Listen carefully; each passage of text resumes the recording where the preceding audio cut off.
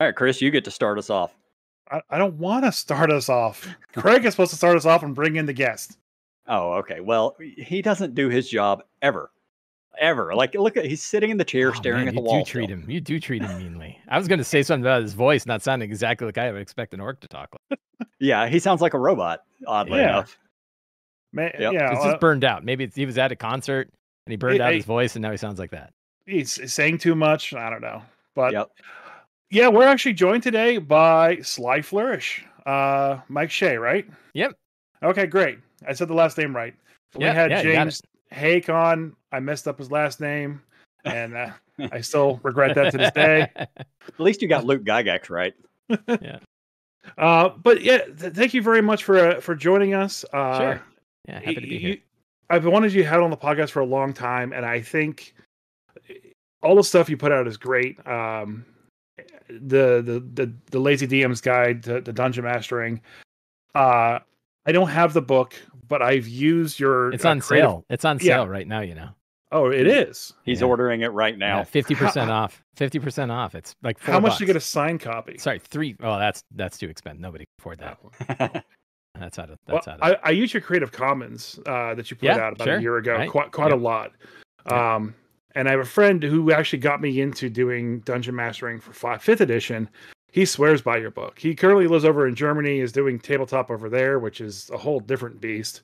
Mm-hmm. But he swears by your book, and like I said, I do love the Creative Commons stuff. I use it every once in a while when I need to make up an NPC. You have the little table saw set there.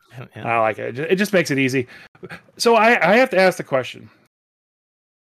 You wrote the book about the Lazy DM's Guide to Dungeon Mastering. Yeah. Yet you run like what, 3-4 games a week? Yeah, about 10 games a month. Oh my god. 10 games a month. Okay. Yeah. You put out YouTube content on your YouTube channel. Yeah. Like daily. Three videos. About 3 videos a week. Yeah. Okay. So where's the lazy part kick in? Not in the creation standpoint. Okay. I couldn't run 10 games if I couldn't prep them lazily. If I was prepping them the same way that I had been prepping like my 4E games, 12, 14 years ago. I mean, I only ran 1 game then. And 4E was already its own challenge when prepping and running games. Oh my god. And you two are the same person. Yeah. We'll get to 4E in a minute. Well, let's talk about 4E. Yeah. I think what's coming around. I think it's coming back around again. But we'll get to that too. So I had a very different style. My style has changed significantly over the years. Yeah. But back then, like I did a lot of setup. I was, and I actually still do this today of building like big fancy Dwarven Forge setups for my groups and full table things, and got really into it. And and so my prep time for that took significantly longer. But it was around the 4E days, late 4E, where I realized that like not only was it easier for me to prep a game, the more I sort of let go of things, but the more fun I had prepping and running the game. And I was like, this can't be unique. And I'd heard I've heard it from many luminaries in the industry, people who have been writing and working on RPGs for a long time, people who have been running thousands and thousands of games, who said like, the less I prep, the better I do. Right. And it was sort of a common adage that people said. And I was like, well, how, that's great, but you can't write a book on 5 words, but you can study those 5 words and think about them and try to understand them and say, okay, well, is 0 prep, if this is on a continuum, is 0 prep the best game you can ever run? And it's like, no, 0 prep's probably a little, some people can. There are a handful of blessed people who can run without any prep, but a lot of people need something. So then it was like, okay, well, what do you actually need? And that's that I broke down, and I interviewed. I mean, so I wrote 2 books. I wrote The Lazy Dungeon Master, and then I wrote Return of the Lazy Dungeon Master. And the first Lazy Dungeon Master was built on surveys with hundreds of DMs. Return was from thousands of DMs. Mm-hmm. And interviews, I interviewed a bunch of DMs that were mostly friends of mine and other people that were kind of into the 4E world back when I did Return, and kind of understood how they were prepping their stuff and what they found to be really valuable and what they found was commonly valuable, but not always valuable. Like people thought it was valuable, but then it turned out it really didn't have the same bang for the buck. And then in Return, I did even more of that. I interviewed many, dozens of DMs, hundreds of DMs that I talked to personally, and then thousands that I surveyed to try to really understand, like, what are the things we really need and how do we need them and how can we do it? And that style has worked for me. Like I've one of the reasons why I wrote a second book is that I wasn't using my own first book, right? I had changed my own style. But I have not changed the style, and maybe I'm just old and I get stuck in my ways. But like, I haven't changed my style very much from the one that I put out in Return, and I use it all the time.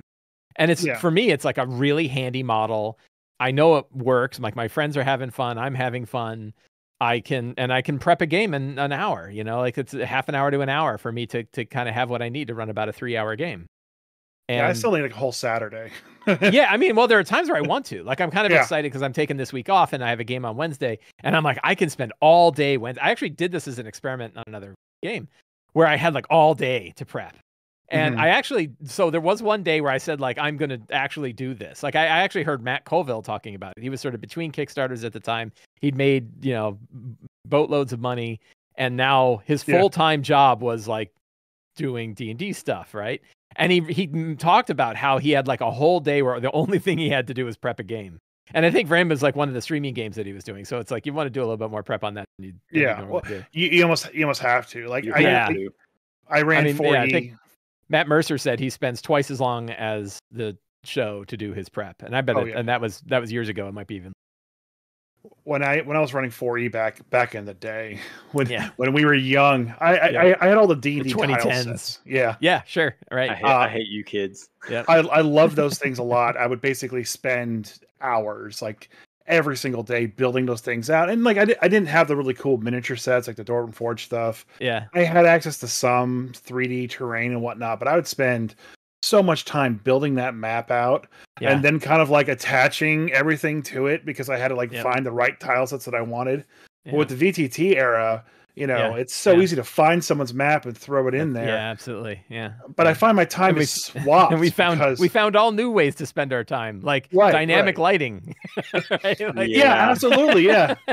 I spent probably 10 hours recently specking out Xanathar's lair for my D&D live play group on Twitch. Yeah. And I got 3 game sessions out of that. So I got 1 day of prep, building out that whole map, finding the right map that I liked and getting there, building the encounters on D&D Beyond. Spent a whole day on it, but then I got 3 sessions out of it, which is great. Yeah, I love whenever I do some prep and I realize like this is 3 sessions worth of prep that I'm doing. Oh yeah, I love that. Yeah, I run very, very differently from Chris. First off, he does run online, whereas I don't run online. I don't play online. I did during COVID, and it was just rough because I had to spend many hours prepping, making sure the map's here, got all the minis, got the tokens, you know, all this stuff. But generally, I run in person, and my prep time for every game is like an hour or less. I ran Valiant Superheroes this past weekend, and my prep time was literally 0. Yeah. I had no prep time. You're one of the blessed. I don't recommend doing that with most games, but Valiant is actually designed to do that. It's very, very rules light. Everybody helps sort of build the narrative of what you're running, you know, what's going on in the room. So everybody just sort of gets to help the DM the game. Yeah. But that's a trick. Make the players do all the work for you. Yes. Yeah. Right. Yeah. All the narrative based games, it's like the players get to write the story. You just sort of, you know, shuffle them along into it. So I made the comment is like with all like the lazy dungeon mastering kind of like tips and tricks that you got. I don't need your DM tips. I need your time management tips. Like how do somebody else was saying the same thing. Like I heard somebody else today. Oh, I can't name it. Another creator who is also incredibly productive and very successful was like, we need to figure out how you're doing it. I'm like, how I'm doing it? You're the one with a multi-million dollar Kickstarter. Why are you talking to me? But like I sit there and like it's super impressive seeing like you have all the videos just set and going on a very standard basis. They're all like, okay, the fact that you alone have your YouTube videos chopped up into the segments like individually, like your latest video, how you had like the frustrating DM segment and whatnot. Like that alone is too much for me to do. Like I need to steal your time management tips. I mean, the same laziness that I kind of throw into my books is like, how do you stay super efficient is something that I apply everywhere. Yeah. And that's one of them. And I also am lucky that I'm a software engineer in my day job. And so I can write an army of Python scripts that can do things like that for me. So, like I use for, when we think about like the videos, so I shoot all my videos at once on Sunday mornings from 9 to 11 a.m. Okay. And I have 2 shows that I live stream. The streams, they're up on Twitch because here's a real good tip. You want lots of people, show up at 9 a.m. on Sunday mornings. Okay. No, that's not a trick. People don't want to show up. No one I get a bunch of people because there's nothing else to watch. Yeah. No one else is doing anything at 9 a.m. on Sunday. I'm not even awake at 9 a.m. Most people on are Sundays, not, right? Yeah. And it's like East Coast time, so like West Coast, it's like 6 a.m. Who the hell's going to get up at 6 a.m.? But I have a game at noon, so like what I'm doing is I'm prepping for my own game that I've got later that day. And I've now done that for it feels like 4 or 5 years at least. I have to look back and see when I started doing that. But what I realized is like people had said like, hey, you talk all this stuff about lazy DMing, but we don't know what that actually looks like when you're doing it. And I'm like, oh, I can record it, right? I'll just do it. I'll do my prep. And that has stuck. And the show's not very popular, right? It doesn't get a lot of viewers. But like it's I'm doing it anyway because because I have to prep my game. So I mean, you're sitting there in front of the computer, might as well stream it, Might as well stream it, right? So and it's really easy to edit. And I use a software tool called Descript to record my or to do my editing. So I record it in OBS. I use Descript to do the editing, and Descript has it has good AI and bad AI in it. I use the good AI, which does things like find all of the word gaps and find all of the times you said and just cut them out automatically. So it can do really fast editing. Yeah. And another trick, which has now become a joke, is when I'm recording live, I can just say the word marker, and that shows me spots that I'm going to have to edit later. So I don't even have to listen to the whole video later when I'm doing my editing. And that saves a ton of time. That's brilliant. Yeah. So like I was using OBS, and me and Jay and a couple of other friends, we stream games during the week, usually role-playing games, and like we play through Baldur's Gate 3, and I annoyed the crap out of Jay. We're playing through Solasta right now, which is 5e. And it's been a great time. And like one of the hardest things for me to do is post-stream, get back and kind of like make the little Twitch clips. Even though Twitch automates it super easily now, it's just the time and effort to go back, the discipline to go back and do it is really hard. So I got an OBS plugin to basically create markers for me. And even though I had that in there and I could create markers, I wouldn't hit the button at times and forget to do it. Or even though I had the markers, I wouldn't go back and create the things and see the things going on. Yeah. And it just like, there's just so much going on. And like, even my foray into social media and kind of like doing the Grumpy Dungeon Master stuff, I can understand why editors exist now. I understand why social media managers exist now. Like, it is extremely daunting at the end of the day. But so the fact that you have AI tools that do it, like I got one now that makes my podcast onto a YouTube video for me. And like, I got to pay like $30 a month for that. Like, that's the best investment for me because Descript, I don't have to. I forget what Descript runs. It's something like that, and it saves a ton of time. But the funny thing is, so for my prep videos, I actually don't put chapter markings in. But that one also takes me maybe 10 minutes to edit about a 40-minute video and get it up ready to go. My talk show does get more views, so I pay more attention to it. And when I can still do the same thing where I'll say the word marker and I'll cut out extra words and I'll cut out spaces. And then one thing Descript does is it gives you the entire transcript of what you said automatically. Like that's cool. It listens to it and it creates a text, and you can edit it like Word. And so I can read through and go, that was the break where this happened. Then I can put in a marker there, and I can do that all throughout. And then I can export that to a text file, a markdown file. And then I have a Python script that takes the markdown file and turns that into timestamps for YouTube and chapter breaks for the podcast, because I put it out as a podcast as well. And so that way the podcast has chapter marks in it so people can skip to whatever segment they want to go to. And YouTube has the same one, and it all came from one source. So it takes me, it takes me about 2 hours to get the videos, about 2 hours worth of videos ready. Yeah. And then the other dirty trick I have is there's usually a segment in one of those videos that's like kind of a DM tip sort of thing. I will pull that out into a separate video and do a thumbnail for it and put that up, but then I don't publish it for like a couple of months. And so 2 months down the road, I'll pull something out from a previous talk show that, if anybody even remembers I talked about it, they've forgotten by that point. And there's a lot of people, it's also a much shorter video. It's usually 10 minutes long, which is more YouTube friendly length. And then they'll see that. And so now I have this like nice pipeline stuff. And then I have a list, and every Saturday, every Sunday, I mean, my Sunday is my busiest day because it's the day I'm doing all that and running a game. And, so I have a checklist that I just follow, and I walk right through the checklist every time. And I got some like another neat little tricks, like, because I'm big into like the whole, how do you sell your sawdust, right? How do you take the things that you're already making anyway and figure out how to make that part of the things that you're putting out there into the world? So one of them is I have that same Python script that generates the podcast table of contents, also throws it in a big CSV file that is tied to a web page that patrons of mine can use to see every segment of every video I've done for the past 5 years. And they can search it.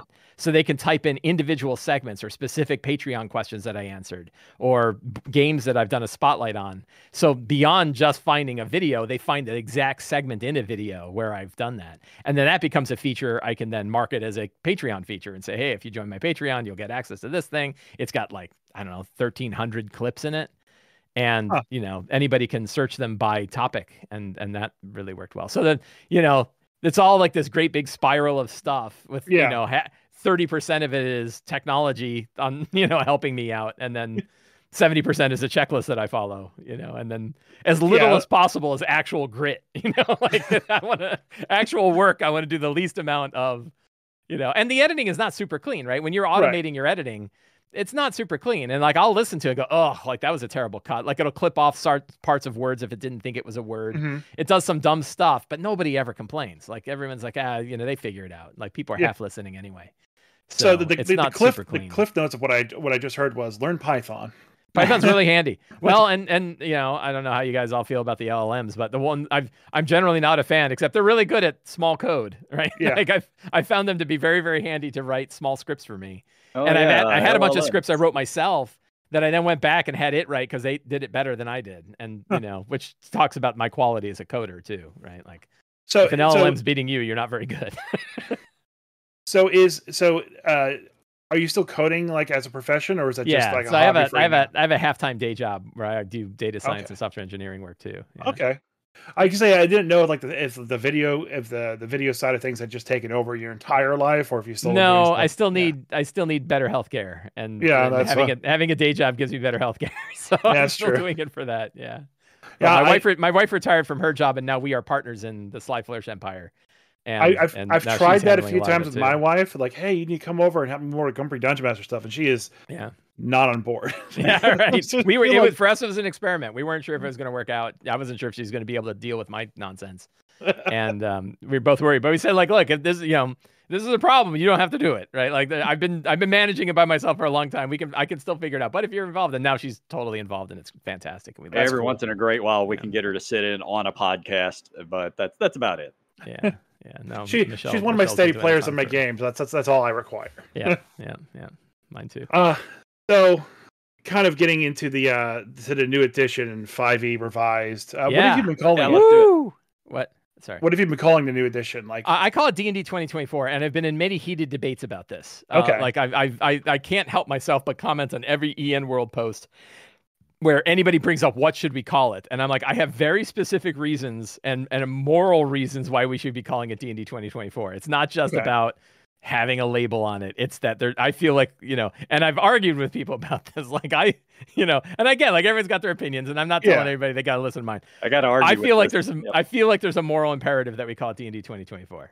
So real quick, what is that moral imperative? The moral imperative is if you call it anything else, you're giving too much power to Wizards of the Coast. Okay. If you call it 5e, 5e is now a whole bunch of different systems by a whole bunch of different publishers. Yeah. There are now many different core systems. And the minute that Wizards of the Coast put the 5.1 SRD into the Creative Commons, that made it like Linux. So it'd be like saying Ubuntu is, we're just going to call Ubuntu Linux from now on. And you're like, no, Ubuntu is not Linux. Ubuntu is Ubuntu, right? Red Hat is Red Hat. We don't want a single commercial organization to control all of Linux. The same way that I don't think we want a single commercial organization, whoever it is, to control all of the RPG industry or all of 5e. And a lot of excellent creators have made tons and tons of really good 5e stuff. Level Up Advanced 5e is fantastic. Yep. I'm really liking Tales of the Valiant from what I've read. I haven't run it yet, but I like what I'm reading there. And we have the old one. We have D&D 2024 or 2014, right? Which is what I call that one now. Yeah. So I think we should label, and like, I think it's in Wizards' benefit too to clearly label it as D&D 2024 because that's their brand, right? Like they own the brand. that is actually what they have been calling it in their videos. Right. I have an argument against that though, because I come from the older crowd of playing games. So I was there for the beginning of 3rd edition, before that even, and then they made 3.5. Yeah. So to me, this is just 5.5. I know everybody wants to, yeah. And that's what people, we're still calling it that. Our friend Christian made a solid argument that this is technically 5.2. Because the SRD, they're calling the new SRD 5.2. Mm-hmm. Well, like there was a 5.1 that was released initially, and now this is the updated version of that. So this would be 5.2. But for me, still 5.5. It's going to stay 5.5. Yep. I haven't convinced you with you're giving too much power to Wizards of the Coast. Well, no, because while technically 3rd edition was, 3rd edition 3.5 was Wizards of the Coast that owned it. That was pre-Hasbro. Right. So like us calling it. Well, 3rd edition was always. Oh yeah, you're correct. It was always Wizards of the Coast, but it was not always Hasbro. Right? Yes, it was Wizards of the Coast before Hasbro bought them everything. out. Yeah, before they ruined everything. I don't agree with that. Like they gave us 5th edition, and I love 5th edition. Yeah. We just like throwing it out there. Yeah. So that the fact that we're still sticking with 5.5 is giving power to the players. People who have been there through all of that. Okay. So, I mean, one of my other points is like, well, they're like, well, what is 5e if it is not 5th edition? And I'm like, sometimes a definition becomes something else, right? That sometimes 5e doesn't have to mean the 5th edition of anything anymore. It could just be 5e. We could just call it 5e, and that's just the label. And you could go and do like history and figure out why it's called that. But, we have things like, not to get all nerdy, but like RSS used to mean RSS is like a syndication feed for sending information from one web server to another and sending like news articles, and it changed what it meant. Like the term RSS changed, and yet the acronym stayed the same. In the same way, I feel like 5e can change and become something new. And to me, 5e is now a platform. Like 5e overall is a platform that all of these games, including D&D, surround, right? And can be part of. Because there are so many 5e variants out there right now. There's so many compatible products, right? There's thousands and thousands of compatible 5e products, and they will still generally work with all of these, right? And there's the whole concept of compatibility is a crazy topic on its own, and like how that works out. Especially now that we're starting to see what the new version of D&D looks like. Yeah, for me, we'll all figure it out, and I'm not going to knock anybody who likes to call it 5.5 or whatever. And but there will be a stage where next year they're going to put out the 5.2 SRD, and that creative publishers are going to start making new games based on that. Are those also 5.5?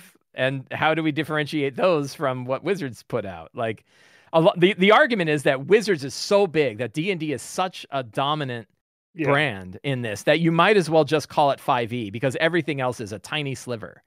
And that's not wrong from a overall market share standpoint, but at your table, they are equal, right? My Level Up Advanced 5e book is sitting right next to my D&D 2014 book.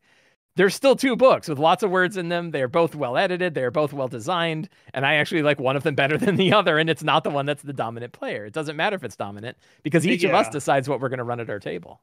And I think that's where I have like the biggest kind of like hang up right now, is because there's just so much out there. Yeah. I think I'm blessed in that I live in Charleston, South Carolina, and there's a local gaming store called Synergy, which helps me kind of host this podcast and broadcast the Grumpy Dungeon Master brand out there. And we have a lot of DMs that come to the store and play things and buy things for the store. And it's a great little community of people that we have down here. So we have a really good LGS community down here. But I've been noticing recently, now within the past year, since D&D 5e was kind of ending and turning into 5e revised, or whatever you want to call it. I think it was just beginning. Yeah. I don't think it was ending. I think it was just starting. Now there's so many different systems. It's actually been hard for people to find the game that they want to play. Yeah. So like I see one person go like, I want to play Pathfinder. Well, I want to play 2E Pathfinder. I want to play 2014. I want to play the new version when it comes out, so I'm not playing anything until then. I literally had someone in the chat for our local group go, I'm done playing 5th edition. I want to play something else. And guy goes, well, I'm going to run Tales of the Valiant here very soon. We want to join that. He goes, ew, no, I don't want to run anything from Cobalt Press. I would only run X, Y, and Z systems. And I'm just like, are we in such a flux of different systems right now? Because like one I want to play is the D20 Essence system from Renegade Studios that has the Power Rangers and Transformers 5e variant that they made. And it's cool that 5e kind of has that like same set rule plays that everyone can kind of be familiar with and like know that as a basis. But there's just so much out there right now. Do you think that that's going to be a bigger problem down the road, or is one going to stand up above the rest and kind of take over? I think. Well, so I think the biggest risk to D&D 2024 is D&D 2014. Yeah. Like I think we're definitely going to hit. I kind of laughed because I heard so many people that were putting on rose-colored glasses and talking about 4E and saying like, "Oh man, I miss all the 4E stuff." And I'm like, "Man, I was there and I didn't see you there." Right. But there's a lot of nostalgia about 4E, and I was like, I can't wait till we're in the stage of nostalgia for 5E because I really love 5E, right? And I think 5E can stand forever. And so I think in the same way, we're going to have people that are like, I don't like all this crazy new superhero stuff going on with D&D 2024. I like the old way, meaning 5 years ago, right? Like I like the one from the 2018, and so I think their biggest competitor is that. I think it's pretty safe to say like D&D is still going to probably be a dominant. You know, you can know. I have a friend Teo Sabadia who like talks about every time he hears somebody saying that they're going to dethrone D&D, he brings up like these statistics that just show how absolutely impossible that is to do. I mean, they're an $8 billion company, right? Like nobody's even close. The next biggest company is like 3 orders of magnitude smaller. So that's why eventually I just play D&D because not only is it the biggest, but like you know, trying to get out there and like get more people into the game. Right. I'm not going to teach them the system that I like, you know, whether it be, Cobalt Press's version or MCDM's version. I'm going to teach them the one that is the most popular and that most people are playing. And there's totally nothing wrong with that, right? Like that's a totally fine. It's going to be a little confusing because I think there's going to be this stage, and I look at all of the stuff that's going on. Like, look, we're not going to know for like a year or two what's really going to happen. Like, it's going to take a year of the of the 2024 PHB being out for us to understand what's in that book and how it actually works. Yeah. Like I'm certainly not getting it from a 15-minute YouTube video. And even when I pick it up and I read it, I'm probably still not going to totally understand it until I see it in play regularly. Yeah. Because I didn't know what the problems were of 5th edition until 3 or 4 years into play. Right. It took me a while to go like, oh yeah, Heroes Feast is not great. Right? Like, or Stunning Strike on a monk is not a fan. Having that is, a bit much. Well, definitely. Well, that definitely is going to happen. And and then, yeah. So I don't know, but I also like I do look at. So you're right. Like, what do you do when you have new people that come in? And if you figure out what they want to play and then you run it, right? Like you don't try to push them down in one avenue or another. Yeah. I can barely get them to agree in a campaign setting, let alone a system of rock rolling. I still kind of hope that I don't know if I hope that this is true, but I still expect that like DMs who are willing to run games are proportionally fewer than players who want to play.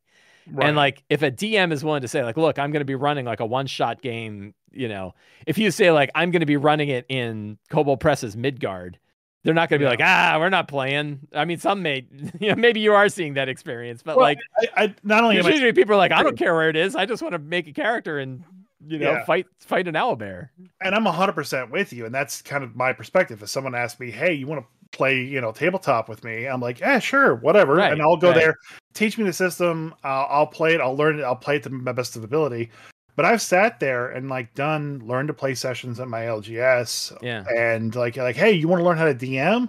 Like, sure, what system are you playing? I'm like, oh, we're playing 5th edition. I was like, I only play Pathfinder, or I always do this. You're always you're always going to get that. I just and I don't know that there's a lot we can do about it because half of that is not even the systems. It's like The person.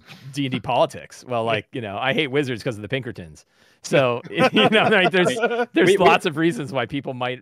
I doubt you're going to find any person who's going to walk in who has never played D&D who knows about the Pinkertons thing. But it's possible if they came from the magic side of the house, right? They might know about it. Yeah, they know all about it. Yeah, right.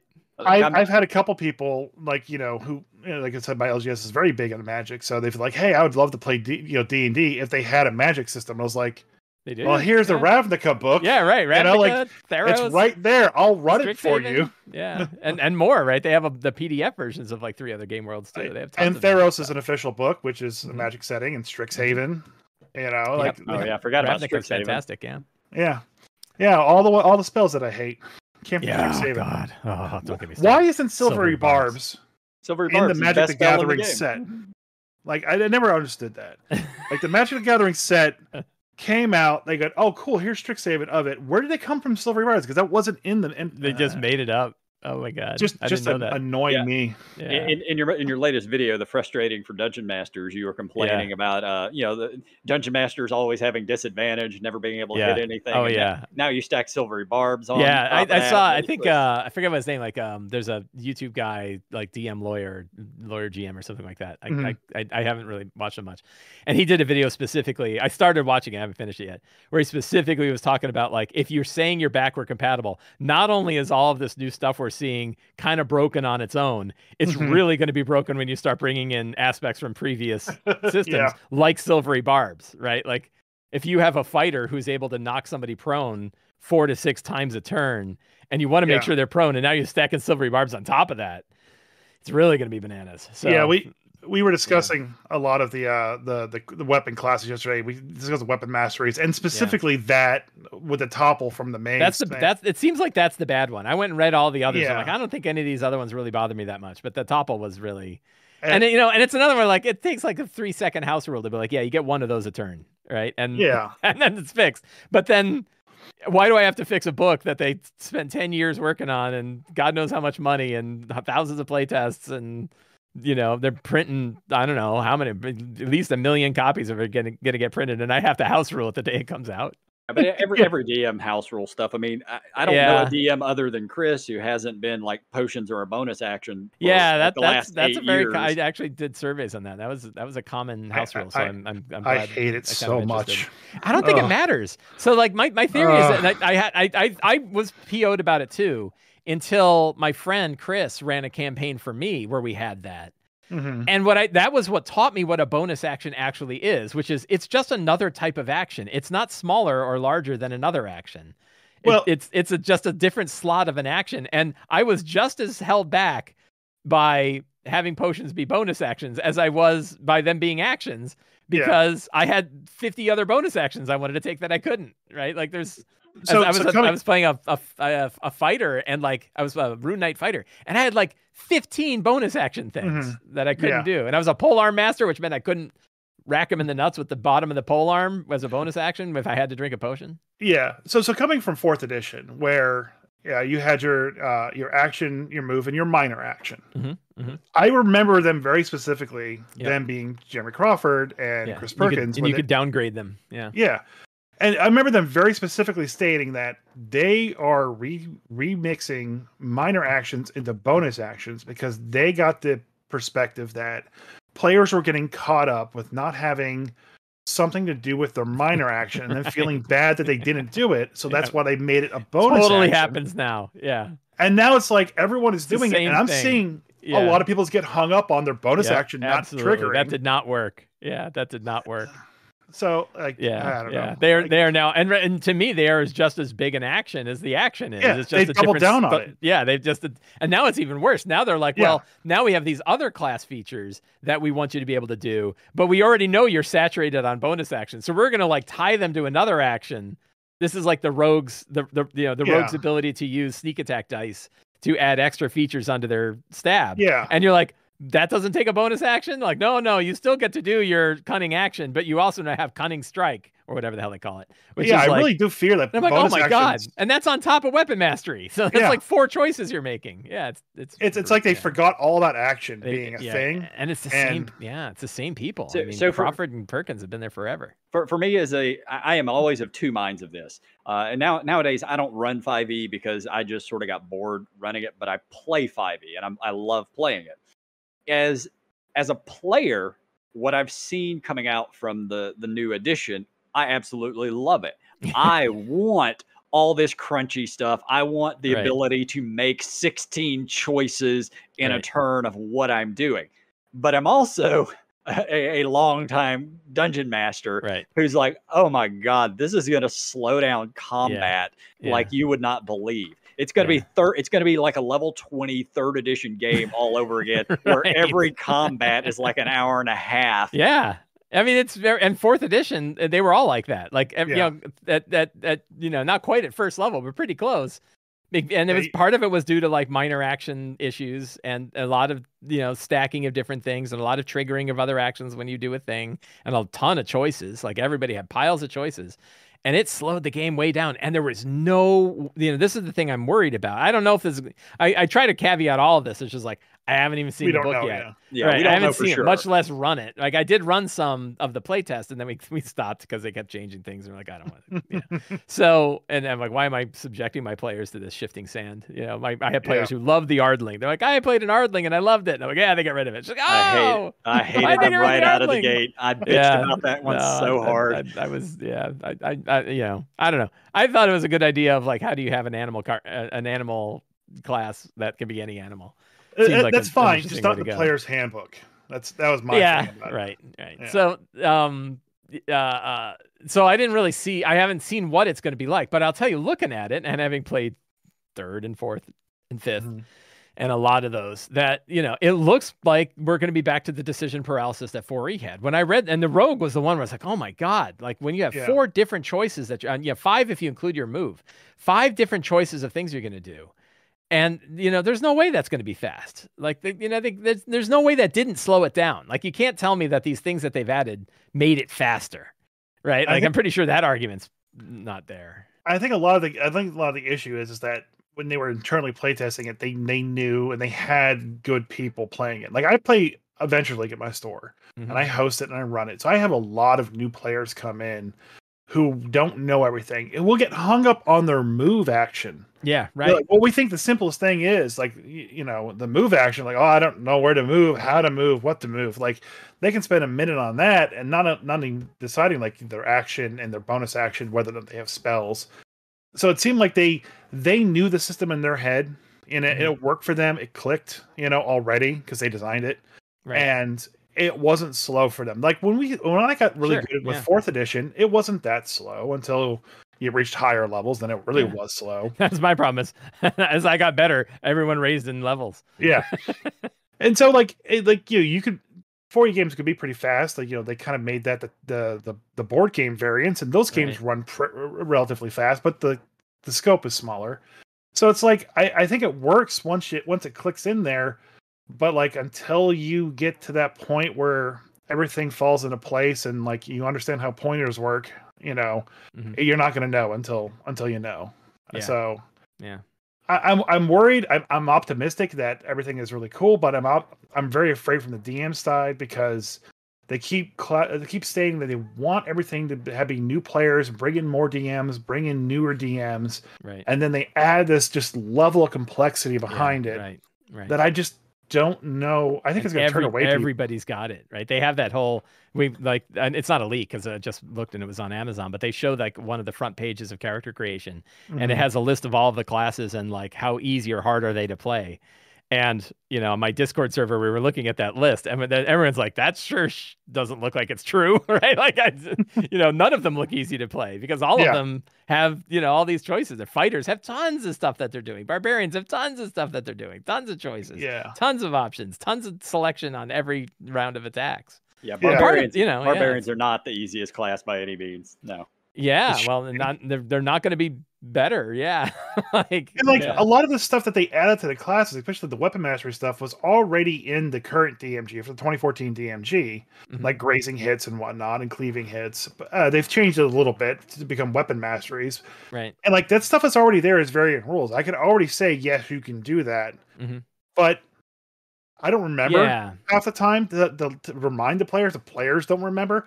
I let my players in my current game, and I wrote this down in the D&D Beyond journal thing. Like, hey, if you get a crit, you can roll your D20 again, and if that is also a crit, you can just max all your damage dice. It was just a free thing that I gave it as a home rule for them. Not a single person in over a year has done that, because whether they read it or forgot. Yeah, it's rare. Oh, you mean they actually pulled that off and didn't do it? No, they haven't pulled off because they haven't remembered to roll the dice. So all this extra stuff they keep adding in. Yeah. Are they actually going to be remembering? Yeah, it was like me trying to run a lich. Like I've run a lich like 14 times. I've never run it right. I've always forgotten something. I can't run hags for the life of me. There's 3 of them. Right. Yeah. No, thank you. Yeah. I got to the end of 2 Annihilation with those hags. I was just like, yeah, they're sleeping. Yeah. We'll just fight a Sarac. We'll skip them. I had fun with those hags. I gave him Rob Schwab spells. Yeah. I had fun with the Sarac. I was waiting for that fight. I had fun with the Sarac too. Yeah. I was playing that fight in my mind over and over again because I let my players metagame. I told them ahead of time, you can metagame. Don't look up stuff, but if you know it, you can bring it in. And so I had a player that knew exactly that Sarac had that sphere of annihilation. Annihilation. So he came into the dungeon with a bag of holding. It's like, this is the only way we're going to beat him. It's like, I'm going to make a bum rush straight to him and try to get that thing. And I knew he was going to do that. He knew he was going to do that. And the second I could get a powered kill on him, I did. And he fell into the lava. Yeah, he fell into the lava. So I know. I'm worried about the new edition. That's what I'm trying to say. Sure. Yeah. And I think it's fair to be worried. I'm always kind of like, is this me? Like, is it, I've hit a certain age, and now when I look at it, but I know a lot of people who are like, I don't really think I needed a new edition. Like, I'm pretty happy with what 2014 D&D was doing. I needed a new edition badly. Yeah. We needed an advanced edition, which was Level Up 5e. Level Up 5e, yeah. Yeah, right. And I could certainly if wishes were horses, right? But a lot of me and some other designer friends and people that have worked for Wizards of the Coast before that I talked to, and we were like, it would have been really nice if they took the good stuff from Tasha's that made things a little easier and just did that part of it and kind of just polish it. Not, hey, let's add entirely new subsystems. Not let's add all this stuff, but just polish what's there. And they couldn't help themselves. They immediately went to, we're going to give you feats for first level. And you're like, well, now it's not polishing. Now you're making a new game, right? Now the power difference is there. I'm from 3rd edition, or earlier than that, really. But I played a lot of 3rd edition. And when 4th edition came out, I kept playing 3.5. Sure. Like many other people did. I was ready to move on. Like, I got burned by 3.5 so much. And I was like, I'm ready to play 4th. I wanted refinement. Yeah. I loved that edition, and I still kind of crave that. So when they said you get feats at first level, we're adding a lot more feats. I'm like, okay, that's a start. Now can we get feats every 3 levels instead of every 4? I've got a game for you. Yeah. My friend Scott Gray, a longtime editor for Wizards of the Coast and edits my books, and he's a fantastic dude, is making a game called Core 20 that's all feats. You build your character from a giant Lego block stack of feats for all the different ways you want your character to go. That's perfect. I want super customization based on feats, and it's built from 3.5 because he's a huge 3.5. Yeah, feats, prestige classes. Prestige classes are what made all the characters different in 3rd edition. I've hit the point now with 5th edition. Every fighter is the same. Every wizard is the same. That's what subclasses are, though. Subclasses are prestige classes moved to 3rd level. But they give so little that they don't actually change the characters enough to make them different. With a few, there's a few exceptions here and there, but generally they all feel the same. Yeah. I think we all have different opinions on that, because I've been playing with the same group since the day it came out. Different opinions on that. And I've got a group where we've been playing weekly, and we've been playing almost 5e exclusively. We've dropped in other games. That's all we've done. I mean, that's all we played for 10 years. And they're nobody's bored. They're all happy to try different character classes, and I think there's a fair. I don't know. There's a big difference between just the champion and the battle master fighter are very, very different. Right? See, I feel that way. Jay does not. Yeah, yeah. Like I can play a champion and have a totally different game than the battle master, but then I'm playing a totally different character too. Yeah, that's right. Yeah, same way. Right. So I've actually I played multiple battle masters just because I like the battle master so much. Yeah, and they're like, well, now I get to be a battle master and have weapon masteries at the same time. No, I don't need all that. No. I know, right? Yes. The other thing I think really got lost. I haven't talked about this anywhere yet, but I've been looking at this. Is like one of the things that 2014 was built into the very base design of 2014 D&D, and you can read it in all of the design documents that they did, and you can see it in the D&D Next playtests that they ran from whatever it was, 2008 to 2012 or something like that. Or no, that was 4th edition, but it was like from 2012 to 2014 was when they were putting out the D&D Next playtest stuff. And they said, we really want this game to be modular so that you can play it at its core level of simplicity that will mirror what like OD&D kind of felt like. Yeah. And then you can add on other things to make it feel like something else. And in the early playtest, they even said, like, we're not going to have skills. Like, we're just going to have ability score bonuses. And if you could have, and they took this and made this an option in the 2014 TMG of like, you can get rid of skills and instead say, because my class is X or because my background is X, you have proficiency with certain ability scores. And then if you're rolling checks based on those ability scores, you add your proficiency bonus to it. But it got rid of like this giant chunk of skills was not there. Feats, obviously we know that feats were an optional rule, not built in. Multi-classing was a optional rule. And something that I don't think a lot of people recognize is that the baseline subclasses of 2014 were designed to be like the core version of that class. The champion fighter is supposed to be very similar to like an old school D&D fighter. A life cleric, the circle of the not the moon druid, but the other moon, the circle of the land druid. They were your real basic version. The thief, the rogue thief, right? Were intended to feel like if you didn't pick a subclass, this is the subclass you would have. And then almost like you can replace that one with more advanced ones if you want the game to feel differently. And so there was this intentional degree of modularity that was supposed to start from a root level of core simplicity. And then DMs and groups could say, I want to tack this on. I want to tack this on. I want this to go. And that's gone now. Like feats are, and parts of it were gone even then. They went back and said, hey, we tried to do this without skills. And playtest surveys just panned us and said, no, you've got to have a skill list in there. You cannot do this without a skill. And now we have Shadow Dark. And Shadow Dark doesn't have a skill system, right? Like they just have ability scores. Once again, different games. There's a lot of games that don't actually have skill systems. But running with a bunch of veteran D&D players, I have a bunch of them that are like, Shadow Dark feels more like D&D than D&D does, right? Yeah. Like, there's Shadow, a ton of them. and Dungeon Crawl Classics feels like a proper D&D game. Right, a lot of people, right, except for like it's got like 17 different kinds of weird dice. But yes. Well, yeah, other than the weird dice. It's got a D24. I don't know what the hell's up with that. A D16, D7. Right. So I think that whole and you can understand that, like, look, we've had 10 years. Nobody has made feats an optional rule. Like, it's like I did a poll on it. It was like 5% of people made it optional. Didn't include it. And like 95% did include it. But also because you had to either choose between ability score bumps and a feat, it meant most characters didn't actually get a feat until like 8th to 12th level. Yeah. Because you almost always were better off boosting whatever your core ability was. I guess sometimes even twice, right? Yeah, sometimes I find whenever I build a character with 5e right now, like I build it with that first ASI/feat in mind. Yeah. This is going to be my odd score until I get my first feat. Right. And then it's going to become even and I get the extra point. And I don't like that, but like I've just gotten used to it. Right. I take skills at my first level up and usually the next one. A lot of times I just don't take that stat bonus. Yeah, right. Yeah. I think you're probably not in the majority.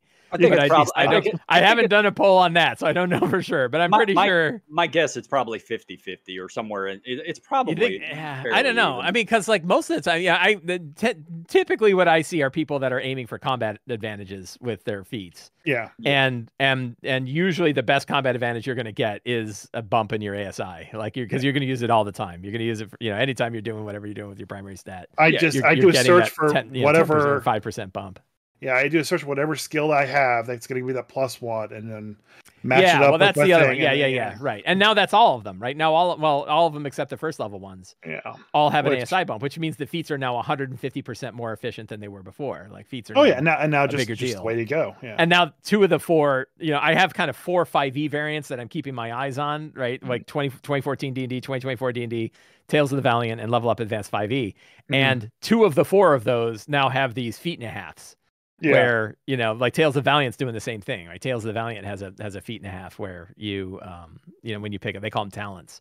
But when you add a talent on there, you're getting an ASI bump plus a feat.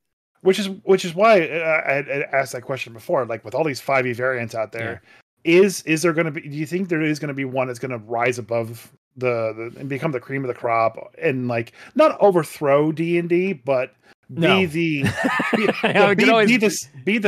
core secondary choice, like kind of like how like if D&D we have Pathfinder, right? Is there going to be something? I mean, it's going to be a boring ass answer. I think the secondary one is going to be 2014 D&D. Okay, right. I think that there's probably going to be. It's going to depend. Like you're playing AL, right? And so AL is almost certainly going to be moving to 2024 D&D, right? Like because it's run by wizards, right? They're not going to say, "Oh no, play the old one." They're going to come up with a bunch of stuff. I've actually, one of my friends is David Christ, who runs Baldwin Games, and so I'm I'm always interested. And I said like, "Hey, have you heard anything about what they're planning to do with AL and the 2024? Like, are they going to allow old stuff in it?" And he's like, "I'm not telling. I can't today." Right? So we'll find out. But I really do hope we get some information because I haven't seen anything. Well, you know how well information goes in the AL world, and you wait 2 years for an answer and then get the wrong one. So, right? Like, oh, we changed our minds again. Then we're gonna do loot a different way this time. So, so I have a feeling that what you're gonna have, if I had to guess, and who knows if I'm probably got a 50-50 shot of being right. Mm-hmm. I would guess that certainly in like it feels like in game shops and places where they're doing organized play, that's almost certainly going to move to 2024 D&D. And I think you're going to have a bunch of 2014 D&D refugees who are like, I don't really want to play the new one. I already bought my book. I spent $50 on this. I know this one. I like this one. I like how it feels, and I want to run that with all. And then they'll tack on other things, or maybe they got some other. Other things that they want to add on to it from like other publishers and stuff like that. And then I think there'll be a small contingent of like Tales of the Valiant people who like Kobold Press, who like, I like 5e, but I hate wizards. And I do think that there's something like one of my jokes I made in my show. One of my jokes is that like the more videos I watched about 2024 D&D characters, the better Tales of the Valiant started to look. Yeah. And it was because like everybody sort of made fun of Tales of the Valiant. And full disclosure, I wrote part of, I was a contractor for Tales of the Valiant, and I wrote their encounter building guidelines in the Monster Vault. So I have a bias in my description of Tales of the Valiant. Fine, yeah. But I also wrote for Wizards of the Coast, and I wrote for Level Up Advanced 5e, or not recently, but I wrote under some new stuff. So I'm across the board. I'm on all these guys. And now I lost my train of thought. So I think there are some people so Tales of the Valiant looks more like the refined version of 5e that a lot of people wanted D&D 2024 to be without all this extra stuff.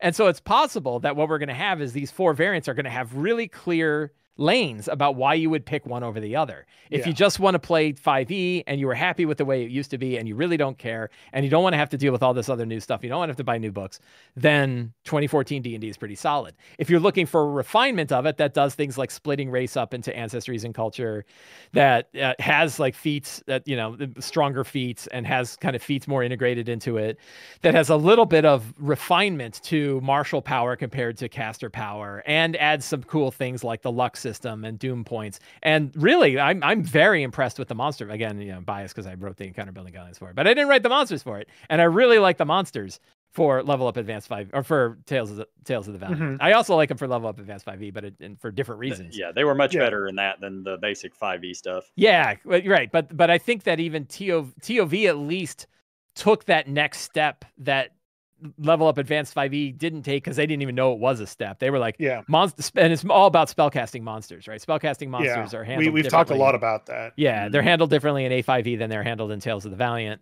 And you either love them or you don't, right? If you're like, no, I like the old spellcasting system where they had actual spells that the characters had. Then we are divided. For most topics. I think the menagerie.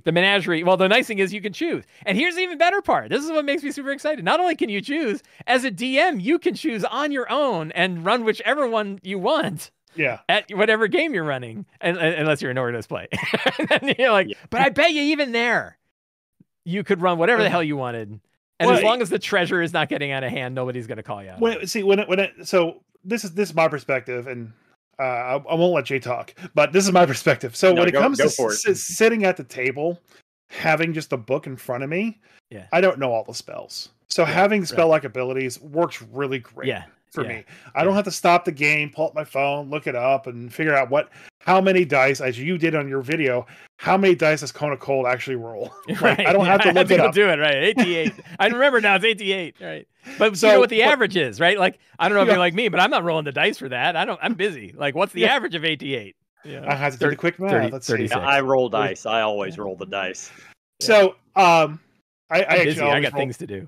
I roll the dice in front of the players. That way they see what's happening. Right. You know? But then you roll like a bunch of 1s and 2s, and you're like, right? Like, that's like, I know, I hate that. That's why I like. So I like that, but then I kind of feel like in my personal games, like I have D&D Beyond. I got that quick reference look, so I don't. Everything is faster. Yeah. I kind of feel like there's almost like a CR level ish difference where like you have a goblin shaman with like 3 or 4 spell like abilities. He doesn't need a spell list. But then a Sararak and Vecna is the big one. Vecna needs a spell list. And you look at the Eve of Vecna or Eye of Vecna, whatever the book was. Right. That no one likes. Running around and stabbing people with a dagger. Right. Yeah. Like this is wrong. It's like this just feels wrong. Yeah, let me just say, Acerak is the better Lich because he actually has the shield spell. Oh, you know what? But I've bitched about this years ago. Why would you have a monster who can cast unlimited 3rd level spells, who has Knock and Arcane Lock as his 3rd level spells? Are you kidding me? He doesn't have Fireball and Lightning Bolt. I'm like, that guy should be flying in like an AC-130 gunship, just throwing fire, because he could do them as legendary actions, right? He could do 4 3rd level spells. He has counter spells around. He's got counter spells. So. I know, but that's one. That's a reaction, right? And then he burns it and he's done. And also counterspell against players, like now you're just causing war. I actually, I hate counterspell on both sides, but I am as sad to use counterspell on players as I am to have my monsters get countered. Oh, I'm counterspelling that healing. Oh, poor guy. He's really mean. You can just do more damage. Just double the damage. I just start counterspelling the silvery barbs. That's what I do. Yeah, that'll my do. Is just sitting there going. That's my new rule in my game is like, if you counterspell, I'm counterspelling. Yeah. Right? Like, here's the deal. You don't counterspell my monsters, I won't counterspell. And guess what? I've got as many monsters as I want. Like, I will always have more mages on the table than you do. And they will always have one more counterspell than you've got. And you have spell slots. I don't. Because they're only showing up once. So, and they're like, okay, fine, we won't counterspell. Yeah, I really like the A5E counterspell, though. I don't know if you guys looked at the A5E counterspell. No, what is it? So I'm not, from what I heard about the 2014 one, I'm not happy with it. And Tales of the Valiant didn't really do enough with spells, and they didn't change it at all. But the A5E one, you don't lose your action, so you can get countered, and you can counter someone's spell. The person who gets countered can use their reaction to cast a spell of half the level of the one they lost. That's cool. Then. And now it's like, great. So they could do something. You don't have a character who's just sitting there not doing it. Yeah, and it's like if I throw an 8th level spell out there and they counter it, I can at least do like a fireball after it. Right? Yeah, long time ago when that book came out. That feels so much better. Yeah, I definitely talked about it on this podcast. Yeah. But that's been a couple years at this point. So yeah, I did find a lot of the advanced fights in 5th edition or in 2014 was basically like, all right, let's burn through this boss's legendary resistances. Let's burn through his counter spells. Sure. All right, now the fight can begin. Like, let's just cut to the chase and let's just start from there. I'm trying to come up with all new monster shenanigans like Doom points. I want to steal Doom points from Doom points is great. you were talking about that in the video today. I mean, like we came out today, we're recording like later in the afternoon. Like I've been using Doom points without ever knowing that it existed. Really? Like I had the Shardalian dragon, and we were having that fight go on, and like, okay, well, I'm gonna have it do Godzilla-like stuff to enhance the fight. Essentially, the way Doom points had worked, and just like I always had that stuff in for flares, and now I actually have a mechanic behind it. And I can design because I'm a wannabe D&D writer, you know. I got some stuff in DM's Guild, and I'm writing all my stuff down and trying my best to, you know, get published in a real book one day. And just do it yourself. Don't wait for someone's permission. But so like, you know, when having the bigger design space that people can actually use and, you know, reference, and so I'm not just like making up some weird rules on the fly. It's really great. So that's why I love Doom points. It's like, okay, now I can actually reference something and say, hey, now I got this kicking. Because I've certainly done the same thing. Like anything on the DM side is fair game as far as I'm concerned, right? Like anytime I want to tweak a monster or change an ability or work something up. But the minute I'm starting to screw with the player's stuff, I need to tell them that I'm going to be doing so before we start, so they don't feel bad when it's like, oh no, this guy rips your force cage open, and they're like, what are you talking about? Like you can't, like, but you're doing something like that. Now you're screwing with something that the players had, and you're like, I'm not going to do it for a bad reason. Like I'm going to do it because we're all going to be sad if your force cage works. Right, like you're gonna put a force cage on you know Lord Soth, and you're gonna go and poke him with a spear until he's dead, and none of us are gonna feel good about that fight, right? Or you know you're gonna have whatever kind of shenanigans you have to make sure that Strahd never gets to pull off any of Strahd's abilities. That's when I'm pulling out a Doom point, and like he counters all your crap, and now he's gonna do what he's supposed to do. Okay, I really missed the fact that they didn't have bloodied abilities in 2024. Like I love bloodied mechanics. I think the rumor is that is going to make it into 2024. Is it? I thought you know, hey, if Wizards wants to do something, they can discount this rumor. I thought that we saw there was some screenshot of something that looked like it mentioned the word bloodied, and it was in capitals, which is a new style that they're using for showing off a game mechanic term. Okay. And somebody thought that might be a thing. I never gave up bloodied from 4th edition. I still use it. I still, as a describer, let the players know. But also as a trigger. Yeah, as a trigger too. We talked about it last night, and I absolutely hate it. Jay hates it. He hates everything that's... No, it's too much video game-esque for me. Yeah. I'm totally good with like, this is the video game conversation is a really interesting one, because like, whenever I have the conversation with people, I talked to my group about it last Wednesday, and they were like, yeah, I don't like that video gamey crap. And I'm like, you recognize I'm talking about doing this on like 1 out of 20 or 30 monsters, right? Like I'm not going to do it for almost anybody except for one kind of monster where I feel like if I don't do this, the fiction of that monster doesn't play out like it should. Yeah, but I think having an arbitrary amount of hit points before it can do that is just, it's not a good way of measuring it. Yeah. Maybe it can do it the 3rd round of combat. Sure, same way of like having like they got rid of bloodied actions and instead did recharges, right? Which they kind of had it before, but like the recharge, and that's one of the Doom point things. Right, Doom point lets you automatically recharge. I hadn't heard of the Doom points thing until today, and it makes I love it. So once again, I've been running the Valiant Universe role playing game, and it has I think they call them hero points or something along that line. It's sad that we have 2 RPGs that both have called Valiant. There's Valiant, then there's Valiant. Valiant Universe, which is based off of the comic books from years ago. But it has hero points, and all the players start with 3 hero points. The DM starts with 1 hero point, but every hero point that the players spend, the DM gets. So then I can start utilizing it to manipulate. You get a currency back. Which I played the Fantasy Flight Star Wars system, Edge of the Empire, and that's the Destiny point system where like, okay, if you use the light side, I get a dark side point, and then we're going to flip this back and forth for a little while. And that was a built-in mechanic. At the start of the fight, you roll the force dice, and like, okay, the DM has 2 dark side points, and you have 2 light side points, and if you use them, I get an extra one. I can use 3 against you. Yeah. So I always like that system quite a lot. Yeah, nice give and take. I love it. Yeah. So I wanted to actually ask this while we had you on. You did a video about a month ago where you ranked all the campaigns, I guess what you ran in the past year. And past 10 years. Yeah, so I was watching it, and it's like, okay, everything's great. I agree with all of you, all your points and stuff like that. And then you ranked Dragon Heist at B, and Dragon Heist really? It was near and dear to me. And then you ranked Spelljammer also at B, and then you went. Now that I think about it, you moved them both down to C, and then it broke my heart. Oh, I'm sorry. Yeah. No, I broke my heart. I have friends who wrote the. Dragon Heist. Right? A couple of good friends of mine wrote Dragon Heist. No, but your points on it were good because you said James Hake was on the show. James Hake wrote some of Dragon Heist. Oh yeah.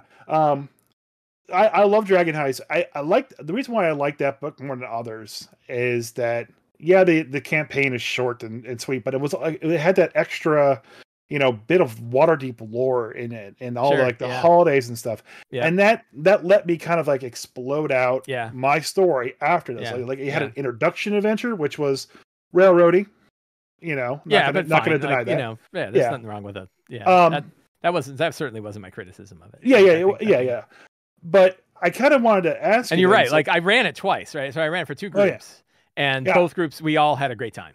I'm essentially running it for the 4th time now. Yeah, right. So it actually made me think about it though. It's like we had talked about we've mentioned this a little bit. You had gave F tier to Frost Maiden and Avernus. Yeah. And I guess if you could, Vecna would be down there too. I mean, I'm not even bothering. Yeah. I don't know if I would put it on a tier list because I really haven't run it. Yeah. But I all I had to do was read the intro and be like, I'm not interested in this. So it's not the kind of adventure I want to run. So when it comes to the campaigns that have been coming out recently, where is the core issue that you think for all these campaigns that are coming out? Like, we have to rework so much to get it to work. Yeah. Then why even buy the campaign to begin with? Yes. And yet me and Jay and our DM friends want are more campaign setting books, but we're not getting those. I know. So let me interject with my old man self here. First off, when Chris just said that you ranked the campaigns, my first thought was, okay, so Forgotten Realms, Dragonlance, Dark Sun. Right. I never thought campaign. Now Eberron was on there, so I did have a couple of settings on there because I wrote my own homebrew adventures. That's one thing about that video that kind of throws it off. Is that it's ranking my runnings of these, not the books themselves. To me, they're modules. Although it's hard to, sure. I thought, a module, but it's a 192-page module. Right. It's multiple modules thrown together. And Chris's point that like Waterdeep Dragon Heist, I think a good chunk of it is the Enchiridion, which is like a whole Waterdeep campaign-y sort of thing in the back that lets you expand Waterdeep in lots of different ways. That's what they need to be releasing is stuff like that. I wish, and I've been calling for this because it's like, man, Ravnica was fantastic, Theros was fantastic, Eberron was I look at Eberron and I'm like, that's, in my opinion, that is the best value you are ever going to get on a D&D source book. Van Richten's guide. Van Richten's guide was fantastic. Yeah, those are all really, really good. But I don't think why aren't we getting those? Like, well. So I think it's probably because so one thing I know is true. I've talked to designers at Wizards of the Coast, and I know that this is true. They're happy experimenting with different things. They want to try different product types. They want to try different like weird angles to kind of come at the topic rather than just saying we're just going to do these sort of things. Mm-hmm. So that's why you see like box sets. Like they did 2 different box sets to see what those are going to be like. They have big, chunky, expensive box sets. It's why you saw a very focused adventure like Waterdeep Dragon Heist kind of near a huge widespread adventure like Storm King's Thunder, which you saw right next to a more sandbox style game of Curse of Strahd, right? That like they specifically, and Chris Perkins in particular, wanted to try all of these different sorts of styles of games to sort of see which ones did what, right? And that's why like Tomb of Annihilation actually mirrors a lot of like what Curse of Strahd does as far as its scope and scale and the sort of the way that it, what we call my wife and I call a yam-shaped adventure, where it starts in a focus place. Which I stole, by the way. I now use that as an example. That my wife is the one that came up with the term, as far as I know. And, but starts at a focused area, ends at a focused area, but wide in the middle, you get lots of different things you can do. And what I found is I actually enjoy that style of campaign more than others. it is certainly possible. I don't know to be true, but it is certainly possible that one of the things Wizards wants to ensure is that they want to treat their adventure products like a season of something to ensure that you'll come back for the next one. And if they put out a Planescape source book, this is what I would have loved, like a box set that didn't have an adventure and didn't spend as much time on monsters, but focus heavily on the campaign, like the original. I would have bought it. Planescape and Spelljammer box sets. That you would buy that, and then you're running your Spelljammer campaigns for the rest of your life, and you never buy the other one because you don't need to, because you've got this book that lets you play with that forever. Yeah, which is exactly what happened in second edition. Second edition, they ended up having like 13 different versions of D&D because your Ravenloft people were different than your Dark Sun people, who are different than your Forgotten Realms people, who are different than your Greyhawk people, and they didn't cross-pollinate. If you look at the product lines they had back in second edition, they would have like the equivalent of like a player's handbook 2, but only for Dragonlance, or only for one of those worlds. And because they were so bifurcated across all of these different systems, they didn't have a core customer anymore. There wasn't just the D&D customer. And I think that the current, the current staff, but there's been a lot of turnover in the staff over there, so it's hard to say for sure. But like the current staff seems to be focused on this idea of like, we want you to dive into Spelljammer, but not for too long. And we want you to dive into Dragonlance, but not for too long, right? We want you to get a taste of it, enjoy it, and then get out and come back to whatever we're doing next. Where if they made a true, honest-to-God Dragonlance source book, like they did Eberron, you might buy the Eberron book and never go back. I think that actually, sorry, just to finish the thought. I think that Eberron is a hugely successful book for them. And I don't know that there's a lot that could, that has eclipsed that in that time. And I'm like, you should just do it. Just give us source books, right? Just give me the Midgard World book from Kobold Press is fantastic, right? These other, source books that I'm getting are fantastic. I want more stuff like that I can build my own. And I'm not going to bitch about your adventure on my show because I'm not mad at your adventure. I can only be mad at mine. Like you gave me the root material for it. For DMs, that's all we want. That's all we want. Some absolutely want adventures. Some DMs definitely. Some DMs definitely want focused.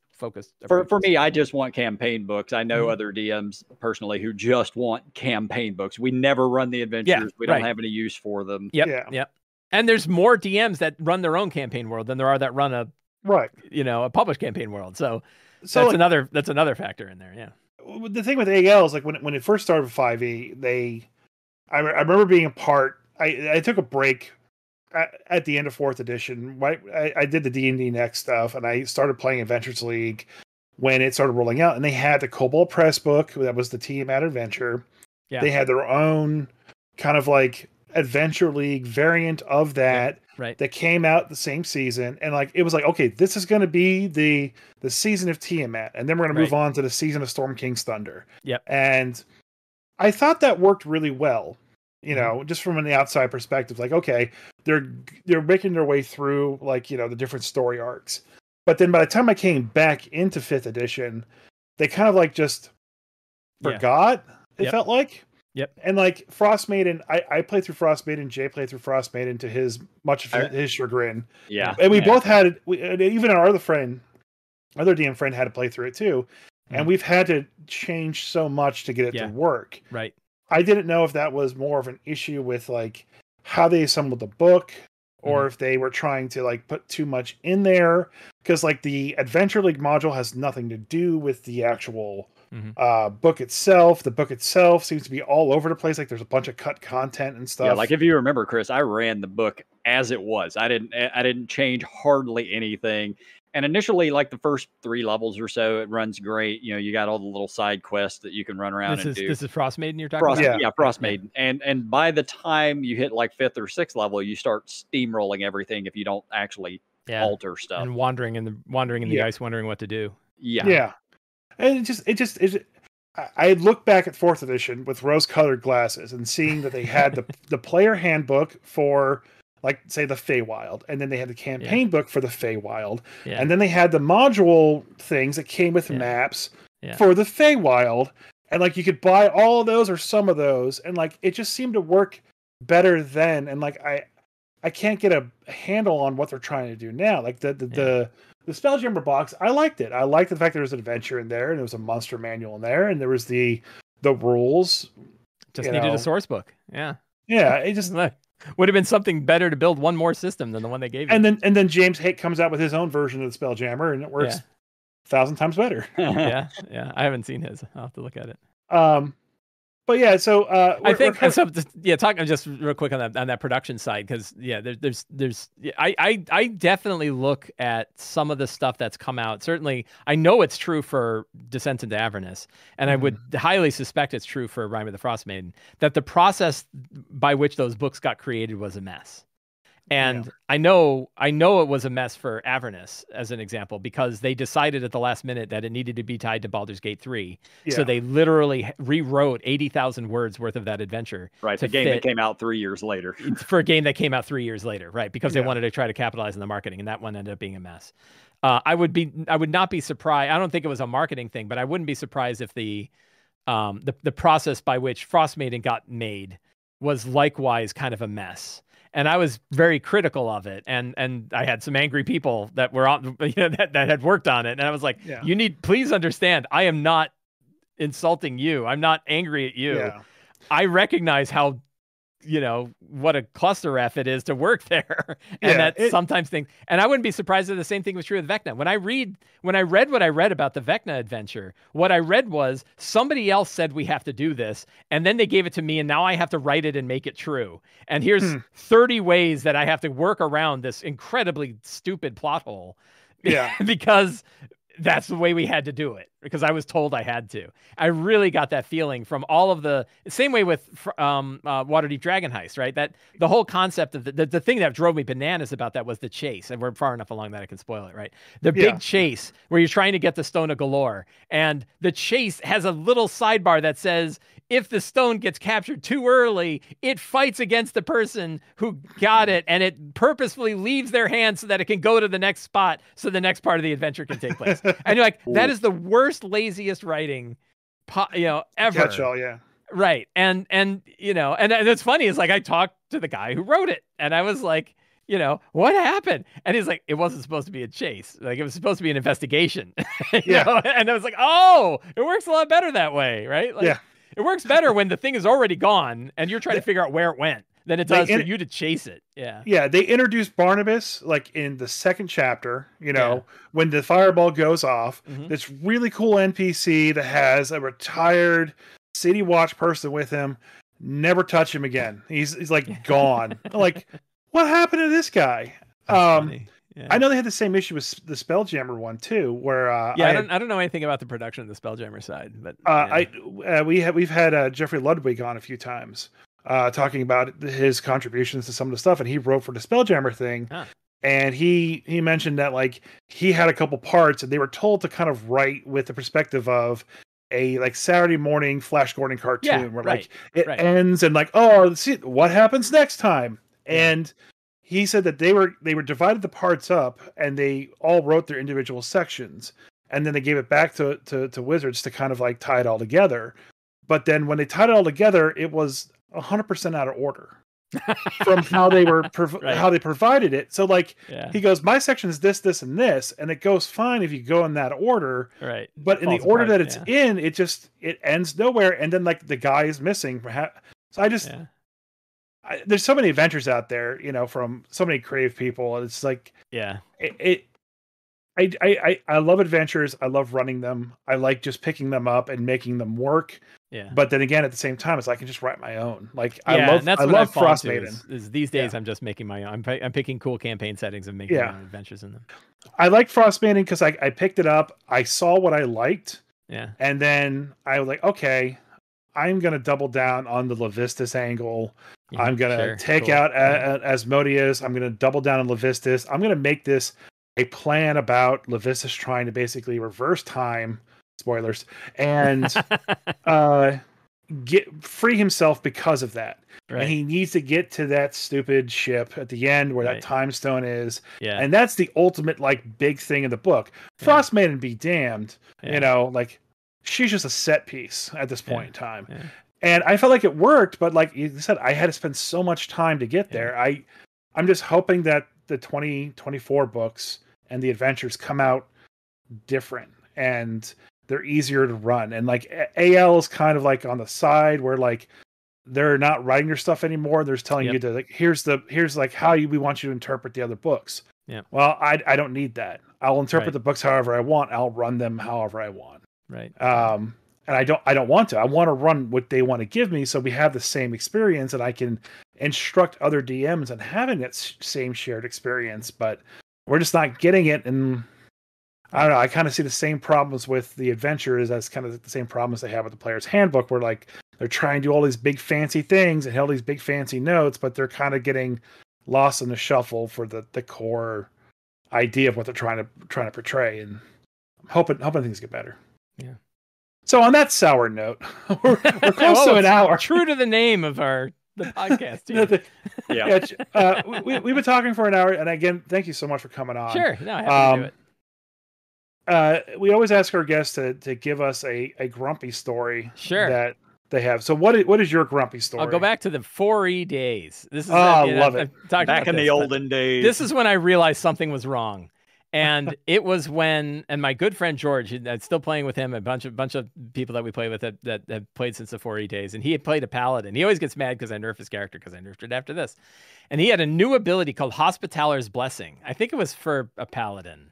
Mm-hmm. And I don't remember exactly what the ability gave him, but it was essentially like if somebody gets hit by a thing, you can grant them some healing. Mm-hmm. And they went into a fight against a beholder. And they walked out with more hit points than when they started. So it was like, and it was like this iconic battle against an absolute, like the iconic D&D monster. Mm-hmm. And they were like, wow, that was like we took a rest. Right? They walked out there and they were like better off than they started. Right. And I was like, okay. So I nerfed that one. I was like, again, and it's the same. I'm bringing it up because it's like, it's the same thing where 3 words added to most of these things fix everything, which is once per turn. Yeah. Right. Like stunning strike once per turn, knocking somebody prone with a maul once per turn. Like if you add that in there, suddenly it works. Okay. So I brought this up a few podcasts in the past where like the bonus action potion. And all the other classes that are new abilities are just like giving more healing to everybody, to everybody. I think it's going to break the game. I don't think it's going to work well. I think the fights are going to become a slog. And at the end of the day, like even the warlock changes that they just showed, warlocks now in half their packs that they choose, they get hit points back or temporary hit points or both. Mm-hmm. Like at the end of the day, like how am I supposed to hurt them? Like fighters getting more second wind, and we've only seen a few of the little changes coming forward. The one factor though is like I can always just add more damage, right? Like I can always make monsters hit harder or use bigger monsters. Yeah. It's the status effect problem where 4E fell off the rails. Yeah. And that's the one I'm really worried about. Like, did you have the rings and everything? Oh yeah. I was stealing them from work. Like all my coworkers knew, like, oh, make sure to give Mike your Coke bottle rings because he needs those to track status effect. I looked it up, by the way. This was the ability for Hospitaler's Blessing. It was an 11th level paladin feature.